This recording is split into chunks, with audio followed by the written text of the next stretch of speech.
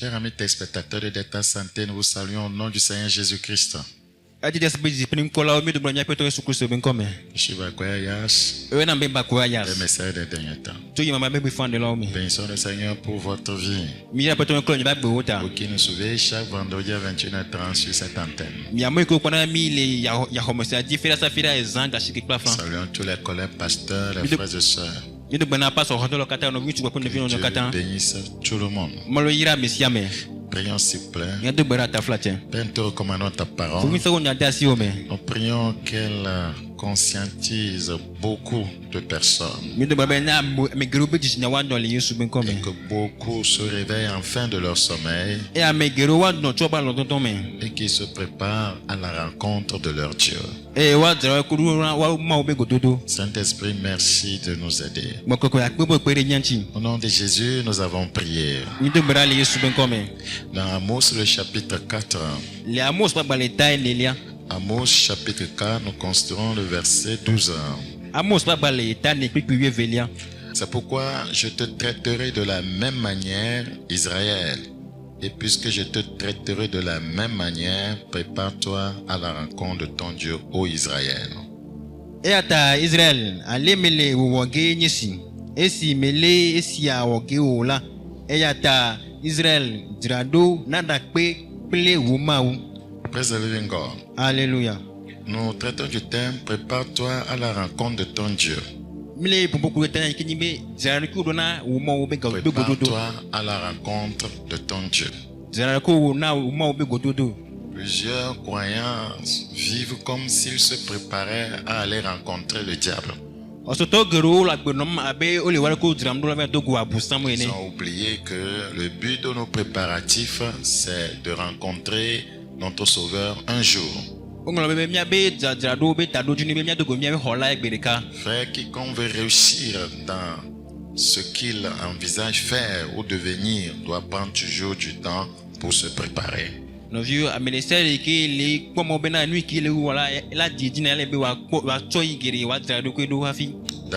le contexte d'Amos chapitre 4, le verset 12, Dieu demande à son peuple de se préparer pour rencontrer sa colère. C'est pour rencontrer sa colère. Vous voulez fuir la colère à venir. L'évangile est accès à vous. Permettez à l'évangile de vous convertir. Abandonnez les idoles. Servez le Dieu vivant et vrai. Et attendez patiemment son retour. 2 Pierre chapitre 3, le verset 14. 2 Pierre chapitre 3, le verset 14. 2 Pierre chapitre 3, le verset 14. C'est pourquoi, bien-aimés, en attendant ces choses, appliquez-vous à être trouvés par lui sans tâche et irrépréhensible dans la paix.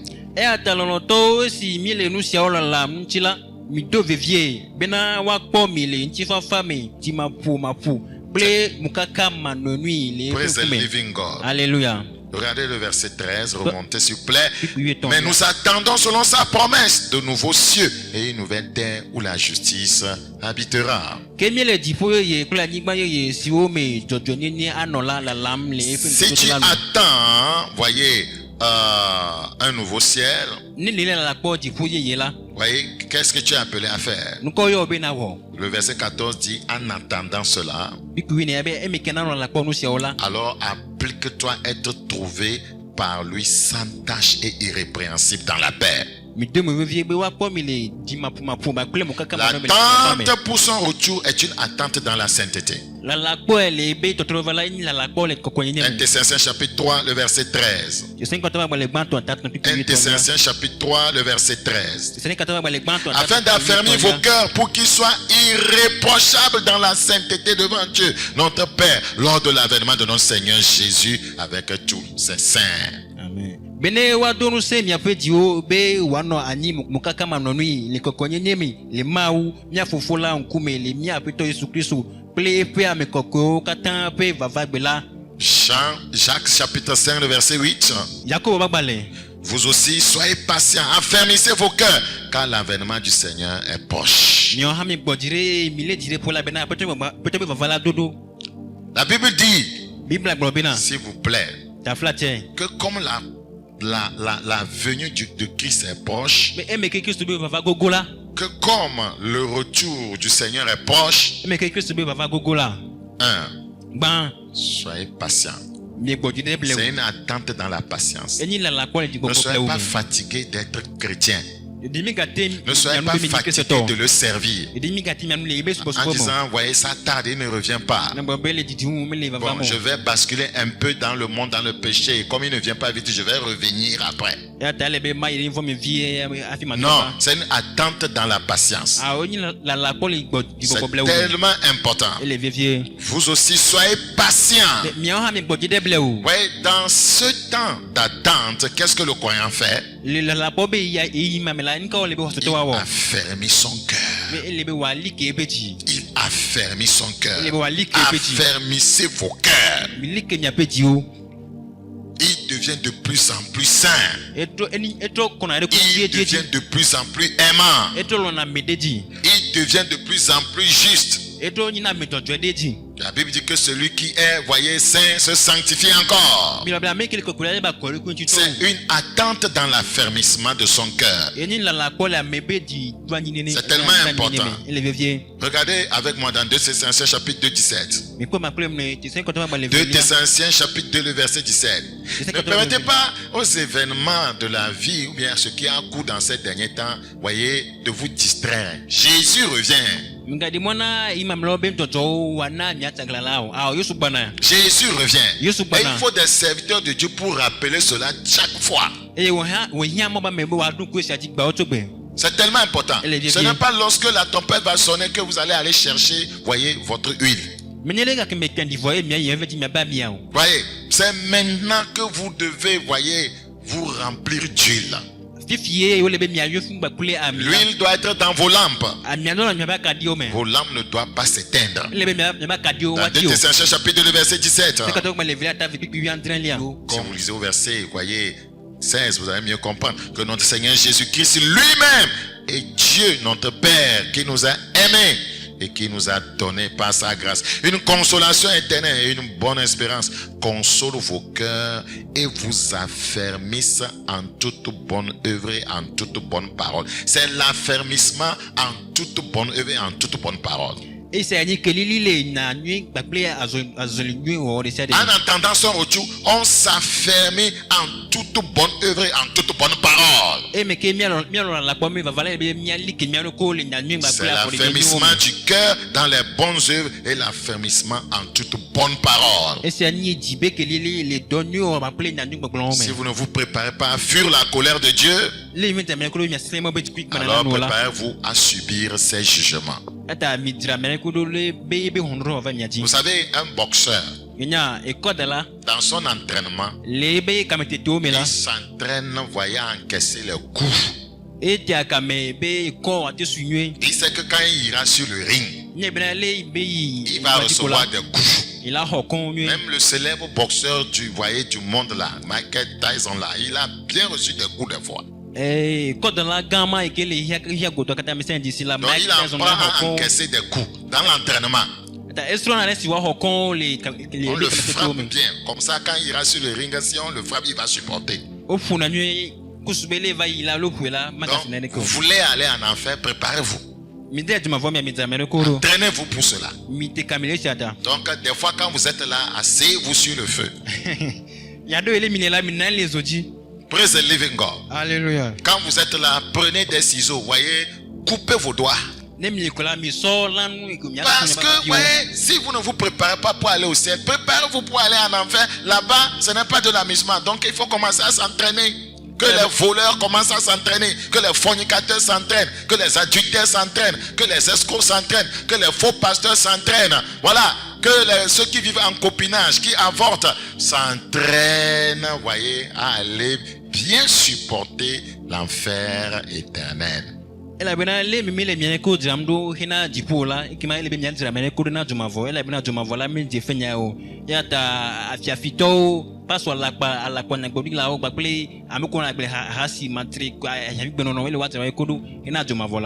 Donc comme c'est là que vous voulez aller, vous vous préparez pour ça. Mais si vous voulez aller au ciel, vous vous préparez aussi pour ça. Vous vous préparez dans la sainteté. Vous vous préparez dans la justice. Vous vous préparez dans la vérité. Vous vous préparez dans l'amour. Vous préparez. Vous affermissez votre cœur en toute bonne œuvre. Qu'est-ce qu'il nous reste à faire en tant que croyants? Ce sont les bonnes œuvres. Mais pourquoi les croyants ne veulent pas faire les bonnes œuvres, investir dans l'œuvre, investir dans l'évangélisation? Si tu es sûr que tu es sauvé et que tu attends le retour du Seigneur, la Bible dit tu dois t'adonner aux bonnes œuvres.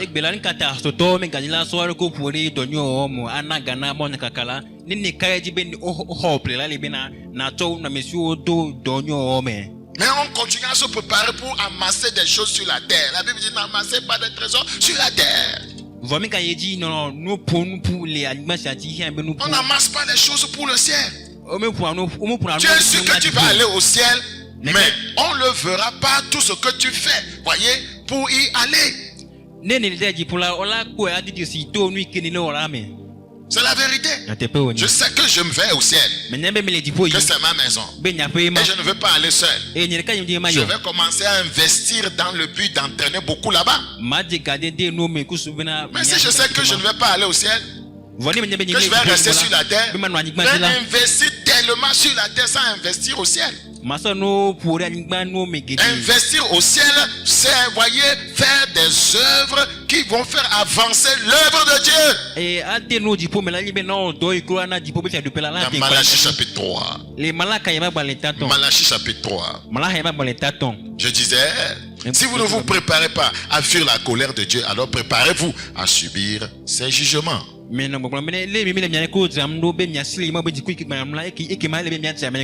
Malachie chapitre 3, le verset 5. Je n'oublie jamais ce passage. Ce passage est en train de nous dire ce qui va arriver. Regardez ce que le Seigneur dit. C'est terrible, hein? Je m'approcherai de vous pour le jugement. Et je me hâterai de témoigner contre les enchanteurs et les adultères. Je vais me hâter, je vais témoigner contre les pécheurs. Je vais témoigner contre les enchanteurs. Je vais témoigner contre les adultères. Je ne vais pas les défendre, je vais témoigner contre eux. C'est ce qui se passe au jugement. Je vais montrer des preuves que ce sont des adultères. Je vais témoigner contre ceux qui jurent faussement, contre ceux qui retiennent le salaire du mercenaire. Quelqu'un travaille pour toi, tu ne le paies pas. Je vais témoigner contre ceux qui oppriment la veuve et l'orphelin. Je vais témoigner contre ceux qui font tort à l'étranger et ne me craignent pas, dit l'Éternel. Frère, ceux qui pensent qu'ils trompent Dieu doivent se préparer à vivre, voyez, dans la malédiction. C'est le moment d'apprendre ici-bas à fuir la colère à venir. Nous sommes dans Ésaïe chapitre 29, 15. Ésaïe chapitre 29, considérons le verset 15. Il est écrit dans ce passage ce qui suit. Malheur à ceux qui cachent leurs desseins pour les dérober à l'Éternel. Malheur, c'est une malédiction. Malheur à ceux qui cachent leurs desseins pour les dérober à l'Éternel, qui font leurs œuvres en cachette, qui font leurs œuvres dans les ténèbres, et qui disent, qui nous voit et qui nous connaît. Ce que vous devez savoir, c'est que vous pouvez cacher des choses aux hommes, mais pas à Dieu. Vous pouvez cacher les choses, voyez, aux hommes, mais pas à Dieu. La Bible dit, ils disent que qui nous voit et qui nous connaît. Parce que je vais pour commettre la fornication, qui m'a vu. Lorsque voyez, je fraude les chiffres comptables au service qui me voient. La Bible dit dans Hébreux chapitre 4, le verset 13. Hébreux chapitre 4, le verset 13. Hébreux 4, le verset 13. Nulle créature n'est cachée devant lui. Mais tout est à nu et à découvert aux yeux de celui à qui nous devons rendre compte. Vous ne pouvez rien cacher. Rien du tout. Nulle créature n'est cachée devant lui. Nulle créature n'est cachée devant lui. Vous pouvez être une grande personnalité qui reste toujours dans des véhicules fumés. Dieu te voit. Je te vois. Tu ne peux pas te cacher. Si tu es un voleur, Dieu le sait. Dieu le sait. Si tu es menteur, il le sait. Si tu es un fornicateur, Dieu le sait. Si tu te masturbes, il le sait. Si tu dissimules la haine contre ton frère, ta soeur, Dieu le sait. C'est la vérité. Si tu couches avec la femme d'autrui, Dieu te voit. Si tu es un assassin, Dieu te voit et il le sait. Si tu avortes, il te voit et il le sait. Si tu voles l'argent de l'église, Dieu te voit et il le sait. Dieu est omniscient, il est omniprésent. Dans Jérémie chapitre 15, le verset 15. Si tu pratiques l'inceste, Dieu le sait, il te voit. Jérémie 15, 15. Tu sais tout, ô Éternel. Il sait tout. Tu sais tout, ô Éternel. Les pensées les plus profondes, voyez, de nos cœurs, Dieu les connaît. En Psaume 102, le verset 20. Ce que tu envisages faire demain, Dieu le sait. Dieu le sait. Psaume 102, le verset 20.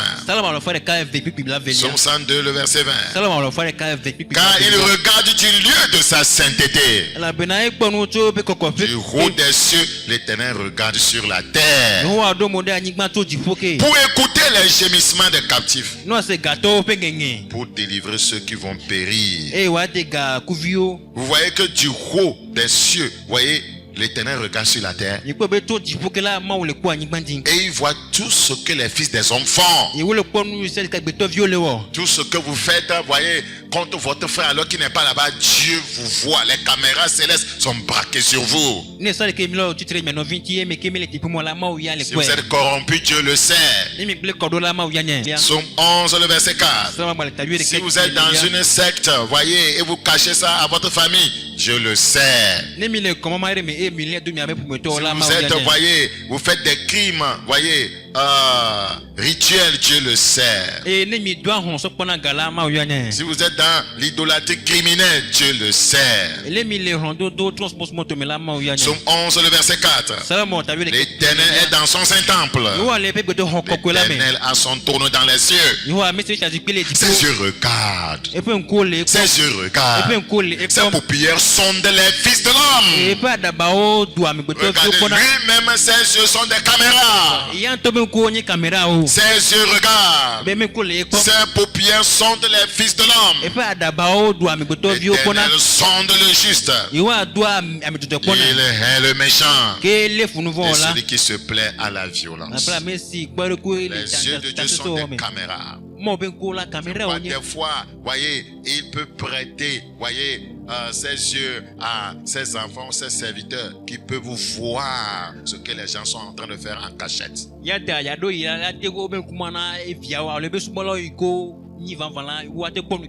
Voyez, il s'ouvre les yeux. Ce n'est pas Knao. Ce n'est pas sorcellerie.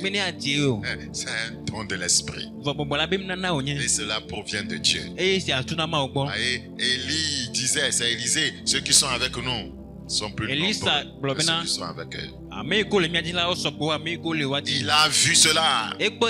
Il a vu cela. Il a vu dans l'invisible. Il a vu dans le surnaturel. Dieu sonde les gens. Frères et sœurs, ne vous leurrez pas. C'est pourquoi en privé comme en public, nous vivons dans la sainteté. La manière dont nous parlons du bien de notre frère en public devant lui, en privé, nous parlons toujours du bien de lui. Dans Somme 33, le verset 13, la Bible dit dans Somme 33, 13, l'Éternel regarde du haut des cieux. Il voit tous les fils de l'homme. Est-ce que tu as lu cela? Dans ta douche, ce que tu fais, il te voit. Dans ta chambre cachée, ce que tu fais, il te voit. Quand tu maltraites ta femme et tu sors, tu viens à l'église comme un saint, Dieu t'a vu. Quand tu désobéis à ton mari, tu lui es insoumise, madame, et tu viens faire la sainte femme, Dieu le sait. L'Éternel regarde du haut des cieux, il voit tous les fils de l'homme. C'est pourquoi il n'y aura pas erreur dans le jugement. C'est pourquoi le jour de l'enlèvement, il n'y aura pas erreur. Parce que Dieu connaît tout le monde. L'Éternel regarde du haut des cieux, il voit tous les fils de l'homme. Du lieu de sa demeure, il observe les habitants de la terre. Il observe les habitants de la terre. Vous pensez que ce que les sorciers font, ils ne le voient pas? Vous pensez que ce que les dictateurs font, ils ne le voient pas? Les sacrifices humains que les gens font, vous pensez qu'ils ne voient pas ça? Du lieu de sa demeure, il observe tous les habitants de la terre. S'il observe tous les habitants de la terre, ce n'est rien pour lui que d'observer les habitants du Togo. Dieu connaît tout Togolais. Du chef de l'État jusqu'au dernier villageois. Et Dieu connaît leur vie et leurs actes. Et Dieu connaît ce qui leur est réservé. Certains la colère à venir, d'autres la félicité éternelle. Félicité éternelle parce qu'ils ont accepté Jésus comme leur Seigneur Sauveur personnel. Si nous sommes conscients de ces choses, nous allons le servir dans la crainte. Lui qui forme leur cœur à tous. La Bible dit c'est lui qui forme nos cœurs. Le verset 15. Lui qui forme leur cœur à tous, qui est attentif à toutes leurs actions. Dieu est attentif à toutes mes actions, à toutes tes actions. Cela doit nous pousser à la crainte de Dieu. Croyant.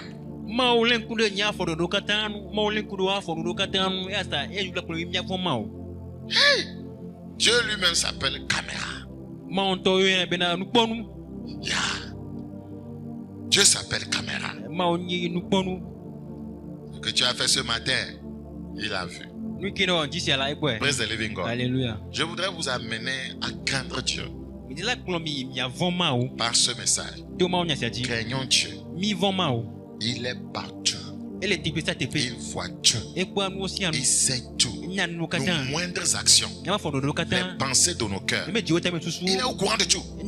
Avant même que tu n'ouvres la bouche pour parler, il sait ce que tu veux dire. Il dit que c'est lui qui nous a donné nos cœurs là. C'est lui. Les blancs essaient de tout faire. Mais jamais ils ne peuvent pas fabriquer un cœur humain. La crainte de Dieu, c'est les trésors d'Israël. Toutes les actions de l'homme sont enregistrées depuis les cieux. C'est pourquoi il m'arrive des fois, je vais à Dieu dans la prière. Oh Seigneur, depuis que je suis né jusqu'à présent, c'est tellement des actions qui ne t'ont pas plu. Vous voyez ce disque-là, il faut l'effacer. Je vais à la négociation. Il dit de plaider. Si nos péchés sont comme comment? Du cramoisi. Ils deviendront blancs comme la neige. Vous devez être sage. C'est pourquoi quand vous entendez la parole de Dieu et vous sentez que le message me culpabilise, je cours à la croix pour me mettre en règle. Une mauvaise action enregistrée au ciel peut engendrer ta damnation éternelle. On On se répand de ses mauvaises actions vis-à-vis de Dieu, vis-à-vis de ceux qu'on a offensés aussi. Frère, excuse-moi, je ne savais pas.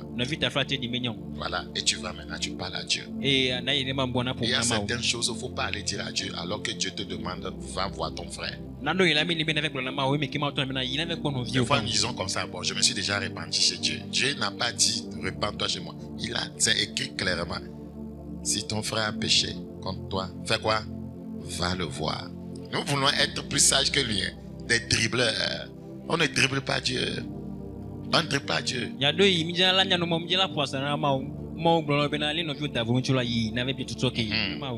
On ne joue pas Maradona avec Dieu. Je prie que Dieu nous aide.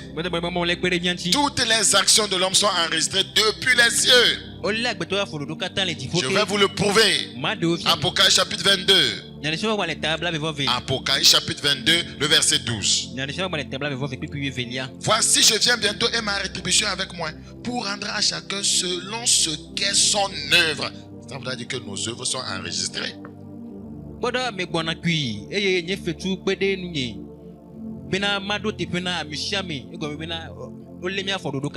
rendre à chacun selon quoi? Ses œuvres. Je prie Dieu qu'il nous accorde la grâce de comprendre ces choses. La Bible dit, Apocalypse chapitre 20, le verset 12. Et je vis les morts, les grands et les petits qui se tenaient devant le trône. Des livres furent ouverts. Et un autre livre fut ouvert, celui qui est le livre de vie. Et les morts furent jugés selon leurs œuvres, d'après ce qui était écrit dans ces livres. Nos œuvres, nos actions sont enregistrées, frères et sœurs. La Bible dit que Dieu amènera toute œuvre en jugement. Regardez, Ecclésiaste chapitre 12, le verset 16. Chapitre 12. Prépare-toi à la rencontre de ton Dieu. Ecclésiaste chapitre 12, le verset 16, s'il vous plaît. Car Dieu amènera toute œuvre en jugement. Au sujet de tout ce qui est caché, soit bien, soit mal. Qu'est-ce que ça voudra dire? Le bien que tu caches, Dieu le voit. Le mal que tu caches, il le voit aussi. Il y a des gens qui font le bien, mais ils ne veulent pas que quelqu'un sache. Dieu le voit, il va le récompenser. Quelqu'un peut, laisser une enveloppe de 10 000 à un frère, et puis il écrit simplement le nom, voyez, et puis c'est fini. On voit le nom, on donne. Et on ne sait pas qui a donné. C'est le bien. Dieu le voit.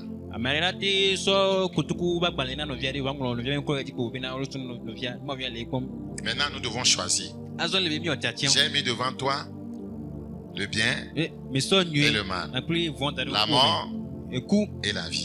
C'est à vous de faire votre choix. Dans Romains chapitre 2, le verset 16. Romains chapitre 2, nous considérons le verset 16. C'est ce qui paraîtra au jour où, selon mon évangile, Dieu jugera par Jésus-Christ les actions secrètes des hommes.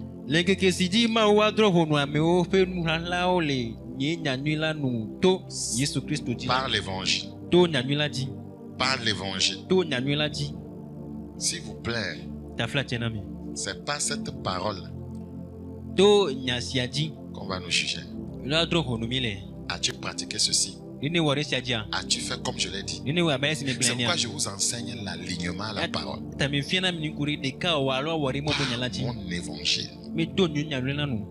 Dieu jugera par Jésus-Christ les actions secrètes des hommes.